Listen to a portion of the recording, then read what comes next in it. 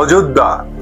অযোধ্যা নামটা শুনলেই চোখের সামনে ভেসে ওঠে বিশাল সব স্থাপত্য, ভক্তি আর বিশ্বাসের এক অনন্য মিলনস্থল।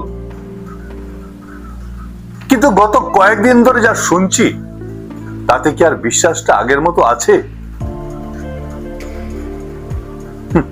অনেকে বলেন মানুষের দেওয়া প্রণামী নাকি সরাসরি ভগবানের ভাড়ারে যায়, কিন্তু এখন তো দেখছি ভগবানের ভাড়ারে যাওয়ার আগেই মাঝপথে কিছু পকেটের ভক্তি বেশি হয়ে গেছে। পুলিশ বলছে মোটা অঙ্কের টাকা উদ্ধার হয়েছে, বেশ তো, কিন্তু যে টাকাটা উদ্ধার হলো না তার খবর কে রাখবে?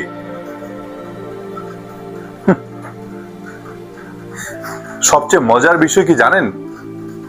যখনই তদন্তের আঙুলটা উপরতলার দিকে ওঠে ঠিক তখনই বড় বড় চেয়ারে বসা মানুষগুলো নৈতিক দায় নিয়ে বিদায় নেয়। মানে যতদিন গদি ঠিক ছিল ততদিন সব ঠিক, আর যেই দুর্নীতির গন্ধ বেরোলো অমনি তারা পুণ্য স্নান করতে বেরিয়ে পড়লেন। এটা কি দায় মুক্তি নাকি নিজের পিঠ বাঁচানোর শেষ চেষ্টা?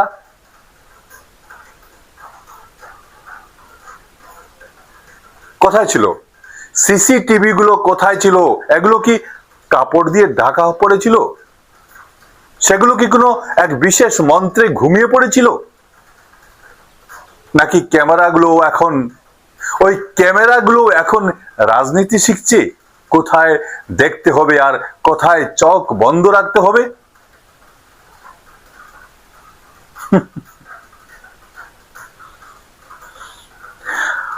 আসলে কি জানেন,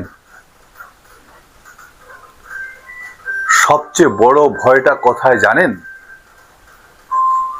ছোটখাটো সেবাদারদের ফাঁসিয়ে ওই যে বড় মাছগুলোকে আড়াল করার খেলা চলছে, এটাই আমাদের সিস্টেমের সবচেয়ে বড় অভিশাপ।